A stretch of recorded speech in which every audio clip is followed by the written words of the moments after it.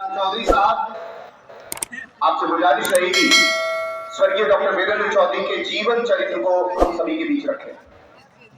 आज के वीरेंद्र गांव और बहुत सारे लोगों के अलग अलग प्रकार के सहयोग से निर्मित हुआ, आज लोकार्पित हुआ।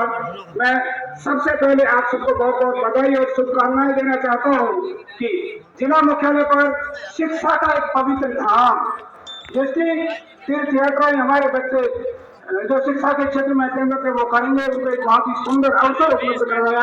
आपका साधुवाद और धन्यवाद। मैं डॉक्टर वीरेंद्र चौधरी के बारे में आपसे 3-4 मिनट में उनका जीवन परिचय और किस तरह से उनके मन में शिक्षा की गुणवत्ता को आगे बढ़ाने की रास्ता और भावना थी, उसके बारे में बात करना चाहता हूँ। आप सबकी इजाजत। डॉक्टर वीरेंद्र चौधरी का जन्म 22 जुलाई 1977 को हेमाराम जी चौधरी के घर तुलसी देवी की कोख से हुआ। आपने 1 से 10 तक की पढ़ाई केंद्रीय विद्यालय जालीपा से पूरी की और उसके बाद हायर सेकेंडरी में स्टेशन रोड बारमेर में प्रवेश किया और 11वीं उत्तीर्ण किया। मनसाफी इंजीनियरिंग में जाने की आपने जलगांव महाराष्ट्र इंजीनियरिंग कॉलेज से बैचलर ऑफ इंजीनियरिंग की डिग्री प्राप्त की और उसके बाद में इंजीनियरिंग में मास्टर की डिग्री के लिए आपने MNIT जयपुर में एडमिशन लिया और 2001 में MA कंप्लीट किया। क्योंकि उनका रुझान शिक्षा की ओर था, सबसे पहले उन्होंने असिस्टेंट प्रोफेसर के रूप में बालाजी इंजीनियरिंग कॉलेज जयपुर से अपना अध्यापन का काम 2001 में प्रारंभ किया।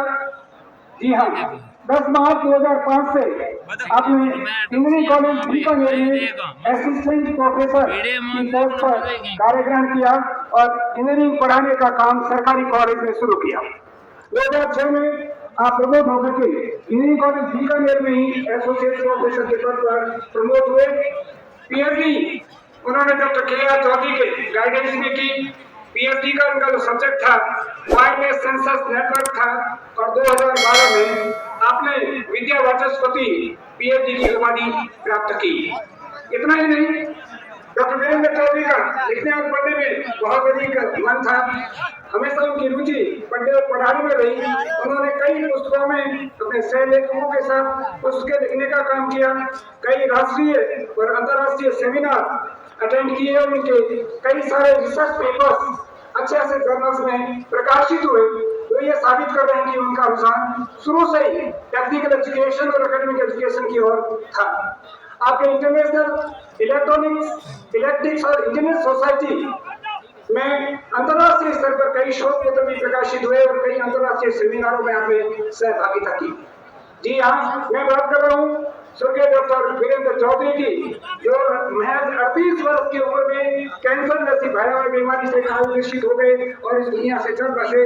लेकिन उन्होंने जो शिक्षा के क्षेत्र में काम किया और जो व्यवहार लोगों को दिया, वो आज भी हमारे साथ जिंदा है। ये मृदुभाषी, कम बोलने वाले, सरल स्वभाव के, अंतर्मुखी व्यक्तित्व के धनी थे। सभी लोगों के साथ मित्रता का व्यवहार करते थे। बहुमुखी प्रतिभा के धनी और अपने सभी मित्रों में चाहते थे। इंजीनियरिंग कॉलेज बीकानेर में अध्ययनरत समस्त छात्रों के लिए उन्होंने ओवरऑल विकास के लिए सोच रखी। उनका मानना था कि एकेडमिक एरिया के साथ साथ दूसरे क्षेत्रों में भी विद्यार्थी का व्यक्तित्व विकास होना चाहिए। डॉक्टर वीरेंद्र चौधरी की प्रेरणा और मार्गदर्शन में 2007 में इन्फोसिस, जो भारत की बहुत बड़ी सॉफ्टवेयर कंपनी है, का कैंपस कनेक्ट इंटरव्यू कार्य इंजीनियरिंग कॉलेज बीकानेर में आपकी प्रेरणा और पहल से प्रारंभ हुआ, जिसके कारण हर वर्ष आज तक 40 से 50 इंजीनियरिंग कॉलेज बीकानेर के विद्यार्थियों का प्लेसमेंट इन्फोसिस और अन्य नामी मल्टीनेशनल कंपनीज में होता आ रहा है। ये उन्हीं की सोच थी, उन्हीं का पहल था। इनके मार्गदर्शन और नेतृत्व में इंजीनियरिंग कॉलेज बीकानेर में विद्यार्थी 2007 में एक टेक्निकल फेस्टिवल, जिसको प्रॉपर नाम दिया गया सत्समा, की शुरुआत की गई। सभी इंजीनियरिंग महाविद्यालयों का सबसे बड़ा और सफल कार्यक्रम बना, जिसे पूरे भारत में 3500 से 4000 विद्यार्थी अपने उत्कृष्ट टेक्निकल नॉलेज और कौशल का प्रदर्शन करने का लाभ प्राप्त करते हैं। आपने 2006 से लेकर आज तक इंजीनियरिंग कॉलेज बीकानेर में head of the department of electronics के पद पर सुशोभित किया। 2006 से 9 तक वो प्लेसमेंट सेल के इंचार्ज रहे। 2008 से 10 तक आप head of department of skill development के पद पर रहा और उन्होंने इंडिया की टॉप इंस्टीट्यूशन से इंजीनियरिंग के फील्ड में ट्रेनिंग और रिसर्च पेपर प्रकाशित करने का काम भी किया। जिन आला दर्जे की टेक्निकल इंस्टीट्यूशंस में उन्होंने ट्रेनिंग ली, उनमें IIT मुंबई, खड़गपुर, IIT कानपुर, रुड़की और बेंगलोर इत्यादि है। उन्हें स्टाफ और विद्यार्थी VC सर के नाम से पुकारते थे। समस्त बीकानेर इंजीनियरिंग कॉलेज के प्रिंसिपल और स्टाफ गौरव का अनुभव करते हैं कि उन्हें वीरेंद्र चौधरी सर के साथ कार्य करने का अवसर प्राप्त हुआ। उनकी यादें सबके जहन में आज भी है और जीवन पर्यंत आगे भी रहेगी। स्वर्गीय वीरेंद्र चौधरी के जन्म 22 जुलाई 2016 से हर वर्ष वृक्षारोपण का कार्यक्रम उनकी जयंती पर होता है और श्रद्धांजलि कार्यक्रम का आयोजन भी होता आया है। हर वर्ष उनकी पुण्यतिथि पर बालाजी फार्म जहाँ ये वीरेंद्र धाम निर्मित हुआ है, वहाँ हर वर्ष उनकी पुण्यतिथि पर श्रद्धांजलि सभा और बहुत विशाल रक्तदान शिविर का आयोजन होता आ रहा है। आपका स्वर्गवास कैंसर नामक बीमारी करते हुए वो तिथि हम नहीं देखना चाहते, लेकिन को कोई रोक नहीं सकता, नियति से ऊपर कोई नहीं।